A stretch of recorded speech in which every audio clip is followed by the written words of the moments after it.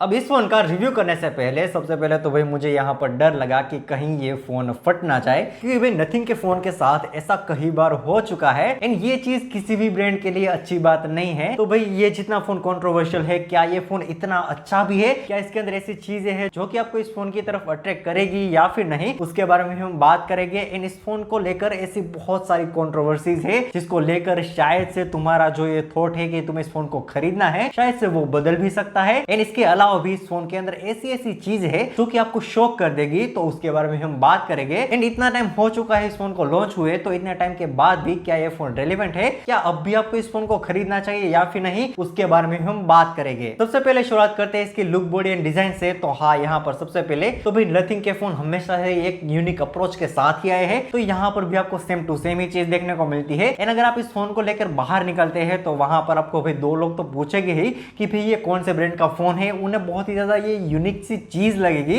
And वो उसकी तरफ अट्रैक्ट भी होगे। तो भाई लुक के मामले में तो यहाँ पर आपको 10 on 10 ही देखने को मिलता है। यहाँ पर आपको जो गिल्फ लाइट भी देखने को मिलती है वो भी बहुत ही ज्यादा यूनिक है। इसके अलावा भी यहाँ पर एक चीज जो है जिससे मैं बहुत ही ज्यादा डिसअपॉइंट हुआ हूँ कि ये फोन पॉकेट फ्रेंडली नहीं है। अगर आप इसे पॉकेट के अंदर डालते हैं तो वहां पर सबसे पहले तो आपको ये इतना भी ज्यादा कंफर्टेबल नहीं लगेगा, जिसका मेन रीजन है भाई इसका कैमरा बम्प। ये आपको थोड़ा सा अजीब सा लगेगा आपकी पॉकेट के अंदर। एंड दूसरी चीज की यहाँ पर इसकी डिस्प्ले इतनी भी ज्यादा ड्यूरेबल नहीं है। अगर आप इसे अपने पॉकेट के अंदर डालते हैं तो यहाँ पर आपको स्क्रैचेस वगैरह देखने को मिल जाएंगे। बाकी यहाँ पर जो ओवरऑल बिल्ड है वो मुझे थोड़ा सा चपटा सा फील हुआ, ये थोड़ा सा वेट के अंदर मुझे थोड़ा सा ज्यादा लगा। अगर आप इस फोन को पकड़ते हैं तो ये आपको थोड़ा सा चपटा फील होगा। बाकी जो दूसरे फोन आते हैं थोड़े से पतले फील होते हैं, बट ये थोड़ा सा आपको ज्यादा ही फ्लैट फील होगा, जो कि मेरे लिए थोड़ा सा डिसअपॉइंटिंग है, क्योंकि भाई इसकी इन हैंड ग्रिप मुझे इतनी भी ज्यादा अच्छी नहीं लगी। बाकी अगर इसकी प्रोटेक्शन के बारे में बात करूं तो यहाँ पर मैं थोड़ा सा डिसअपॉइंट हुआ हूँ, क्योंकि यहाँ पर आपको IP64 देखने को मिलता है एंड इस फोन की प्राइस आपको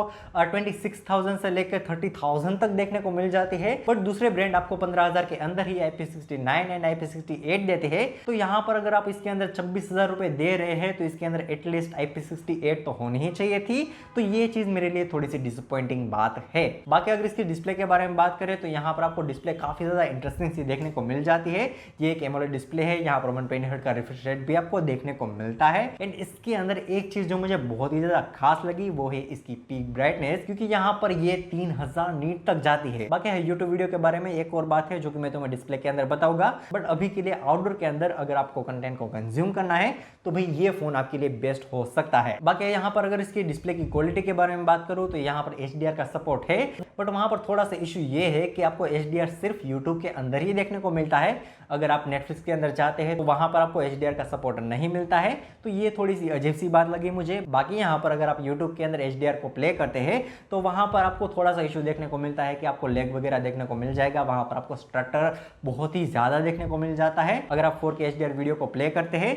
तो ये एक चीज मुझे इतनी भी ज्यादा अच्छी नहीं लगी। एंड ओवरऑल जो क्वालिटी है डिस्प्ले की वो मुझे काफी ज्यादा एवरेज से लगी, बट इसके अंदर दो फीचर मुझे काफी ज्यादा बढ़िया लगे कि इसकी जो ब्राइटनेस है वो 3000 नीट की है, जो कि काफी ज्यादा ब्राइट है। एंड अगर आप लो लाइट कंडीशन के अंदर एकदम ही ब्राइटनेस को कम करके भी वीडियो को देख रहे हैं या फिर सिर्फ आप स्क्रॉल भी कर रहे हैं तो वहां पर फिर भी आपको अगर ब्राइटनेस थोड़ी सी ज्यादा लग रही है तो इस फोन के अंदर आपको एक्स्ट्रा डिम लाइट का ऑप्शन देखने को मिलता है, जो कि काफी ज्यादा यूजफुल लगा मुझे। एंड दूसरी चीज जो इस डिस्प्ले के बारे में मुझे काफी ज्यादा पसंद आई वो ये है कि यहाँ पर आपको जो फिंगर ग्लाइडिंग होते हैं वो काफी ज्यादा बढ़िया देखने को मिलती है। अगर आप इसके अंदर फिंगर्स को ऐसे चलाते हैं तो आपको ये इतना भी ज्यादा लेगी फील नहीं होगा, इतना भी ज्यादा आपको वहां पर प्रेशर नहीं देना पड़ेगा, आपकी उंगलियां इसके ऊपर आराम से ग्लाइड होगी। ये चीज मुझे इसके अंदर बहुत ही ज्यादा बढ़िया लगी। एंड बाकी परफॉर्मेंस के बारे में बात करूं तो इस फोन के अंदर मुझे बहुत बड़ा इशू ये लगा कि यहाँ पर सिर्फ 90 FPS का ही सपोर्ट दिया जाता है। अब यहाँ पर काफी सारे लोगों के लिए 90 FPS काफी ज्यादा अच्छा हो सकता है, वो कह सकते हैं कि भाई 90 FPS है तो यहाँ पर ये तो अच्छी ही बात हुई ना।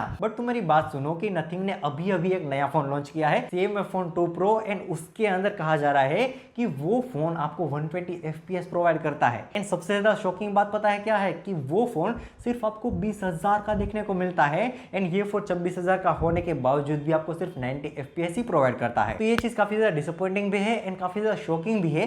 एंड इसके ऊपर से भी अगर मैं बात करूं इसके एंथुसियास्ट स्कोर के बारे में तो यहाँ पर आपको 8 लाख का एंथुसियास्ट स्कोर देखने को मिलता है, जो कि मैं कहूंगा कि भाई काफी ज्यादा डिसेंट है। इन सारी चीजों से तुम अंदाजा लगा सकते हो कि भाई इसकी परफॉर्मेंस आपको काफी ज्यादा एवरेज सी देखने को मिलती है, जो कि वैसे तो कंप्लेंट होनी चाहिए पर यहाँ पर ये कंप्लेंट नहीं है, क्योंकि ये फोन परफॉर्मेंस सेंट्रिक है ही नहीं। यहाँ पर इसको ऐसे मार्केट नहीं किया जा रहा रहा है या फिर ऐसे बेचा नहीं जा रहा कि भाई ये एक परफॉर्मेंस सेंट्रिक फोन है। यहाँ पर इसे बस ऐसे बेचा जा रहा है कि भाई ये एक बहुत ही ज्यादा यूनिक फोन है एंड आप इसे इसकी यूनिकनेस के ऊपर ही खरीदो। एंड यहाँ पर इसकी जो सबसे बड़ी हाईलाइट है वो इसका यूआई है। बाकी यहाँ पर आपको एक चीज एक्स्ट्रा दी जाती है एंड जो कि इसकी यूनिकनेस का पार्ट है एंड जिससे मैं बहुत ही ज्यादा डिसअपॉइंट भी हुआ हूँ, जो कि है इसका एसेंशियल बटन। अब यहाँ पर अगर आपको नहीं पता कि भाई एसेंशियल बटन क्या है एंड इसका क्या यूज है, तो बेसिकली ये स्क्रीनशॉट लेता है विथ वॉइस नोट। उससे ज्यादा इसका कोई काम नहीं है। बस यहाँ पर आपको दो फीचर दिए जाते हैं। सबसे पहला कि अगर आप इसे शॉर्ट प्रेस करते हैं तो वहां पर ये स्क्रीनशॉट लेगा एंड अगर आप इसे लॉन्ग प्रेस करते हैं तो ये स्क्रीनशॉट के साथ आपको यहाँ पर वॉइस नोट को रिकॉर्ड करने का ऑप्शन भी देता है। पर यहाँ पर मुझे दिक्कत ये लगी कि जब ये रिलीज किया गया, कुछ यूजर ने यहाँ पर ये एक इशू नोटिस किया कि जब भी आप वहां पर स्क्रीनशॉट लेते हैं तो वहां पर एक पॉइंट के बाद मंथली लिमिट आ जाते हैं। तो यहाँ पर ये एक चीज मुझे काफी ज्यादा डिसअपॉइंटिंग लगी कि भाई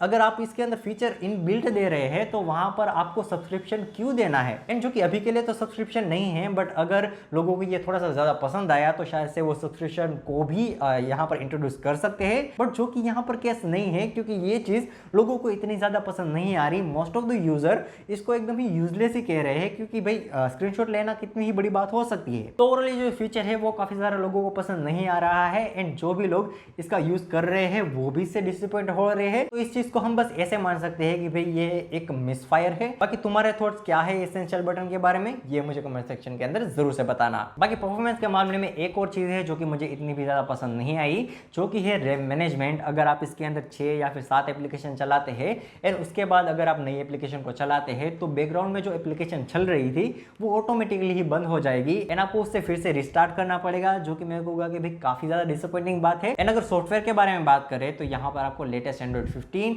एंड यहाँ पर आपको नथिंग ओएस 3.1 देखने को मिलता है। एंड इसके अंदर एक चीज मुझे बहुत ही ज्यादा बढ़िया लगी, जो कि है कि यहाँ पर आपको सॉफ्टवेयर अपडेट काफी ज्यादा बढ़िया देखने को मिलते हैं। 3 साल के आपको मेजर अपडेट देखने को मिलते हैं एंड 6 साल के आपको सिक्योरिटी अपडेट देखने को मिलते हैं। तो इस चीज के अंदर तो नथिंग ने मुझे काफी ज्यादा इंप्रेस कर दिया है। एंड अगर इसकी बैटरी के बारे में बात करूँ तो यहाँ पर आपको 5000 mAh की बैटरी एंड 50 वोट का चार्जिंग सपोर्ट देखने को मिलता है, जो कि मेरे को होगा कि भाई ये बिल्कुल भी अच्छा नहीं है। यहाँ पर आपको 20000 के फोन 7300 mAh की बैटरी दे रहे हैं एंड इसके ऊपर से भी आपको चार्जिंग सपोर्ट भी आपको वहां पर कहीं ज्यादा ही देखने को मिलता है। तो यहाँ पर इसके अंदर बैटरी के मामले में तो मैं बहुत ही ज्यादा डिसअपॉइंट हुआ हूँ। बट फिर भी अगर जितना मैंने इसे टेस्ट किया है उसके ऊपर से मैं यहाँ पर इसका स्क्रीन ऑन टाइम कहूँ तो भाई यहाँ पर आप मिनिमम 6 घंटे तो इसे आराम से चला ही सकते हैं। इससे ज्यादा यहाँ पर इसकी कैपेसिटी नहीं है।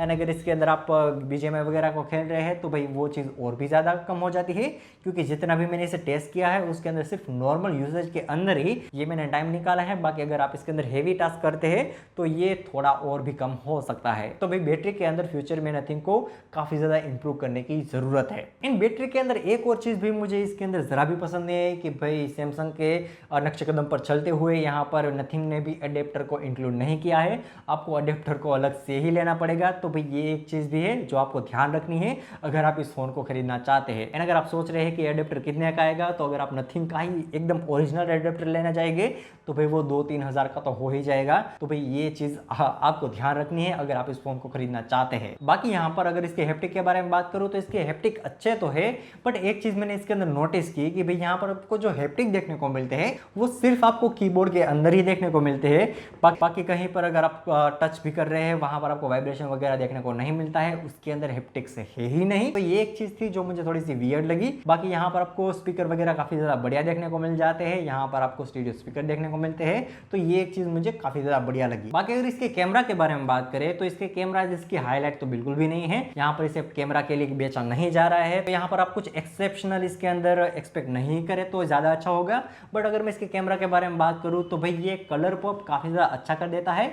फोटोज आपकी काफी ज्यादा वाइब्रेंट आ जाती है। एंड इसके अंदर अगर आप पोर्ट्रेट फोटो को क्लिक करते हैं तो वहां पर भी आपको एक अच्छा खासा ब्लर वगैरह देखने को मिल जाता है। वहां पर आपको काफी ज्यादा अलग अलग ब्लर के ऑप्शन भी देखने को मिलते हैं जो कि व्यू वगैरह के फोन के अंदर नहीं आते हैं। यहाँ पर आपको नए टाइप का ब्लर देखने को मिलता है। तो ये एक चीज मुझे काफी ज्यादा पसंद आई। बट फिर भी कैमरा के अंदर कुछ कुछ जगहों पर मुझे थोड़ा सा इशू लगा, जैसे कि आपको फ्रंट में 4K देखने को नहीं मिलता है, वहां पर सिर्फ 1080p का ही ऑप्शन देखने को मिलता है। एंड अगर आप बैक में देखने चाहते हैं तो वहां पर आपको 4K के अंदर सिर्फ 30 FPS ही देखने को मिलता है, वहां पर 60 FPS का ऑप्शन नहीं है। एंड इसके अलावा अगर आप पोर्ट्रेट मोड के अंदर जाते हैं तो वहां पर एक बहुत ही अजीब सी चीज हुई है कि अगर आप वहां पर जूम करना चाहते हैं तो वहां पर आप लेंसेज के अंदर शिफ्ट कर सकते हैं, बट अगर आप मैन्युअली जूम करना चाहें यानी कि अपने फिंगर की मदद से तो वहां पर आप जूम नहीं कर पाएंगे, वहां पर सीधा सीधा लिखा आ जाएगा। बाकी यहाँ पर आपको फोटो क्वालिटी काफी डिसेंसी देखने को मिल जाती है। 25 से 26 हजार के फोन के अराउंड अगर हम बात करें तो भाई ये वीवो को तो कम्पीट नहीं कर पाएगा,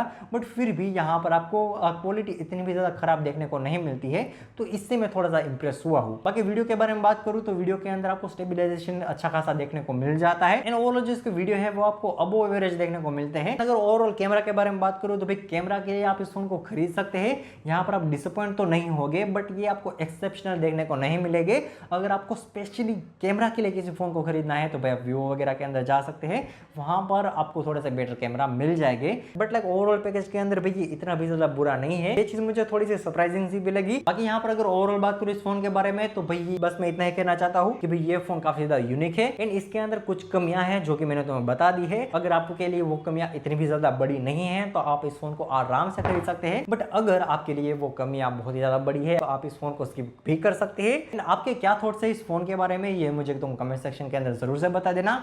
बाकी मैं मिलता हूँ तुम्हें एक और अमेजिंग वीडियो के अंदर। एंड अगर आपको एक और अमेजिंग वीडियो देखनी है तो तुम यहाँ पर क्लिक कर सकते हो या फिर यहाँ पर क्लिक कर सकते हो। बाकी मैं मिलूंगा तुम्हें एक और अमेजिंग वीडियो के अंदर, तब तक के लिए जय हिंद, जय भारत।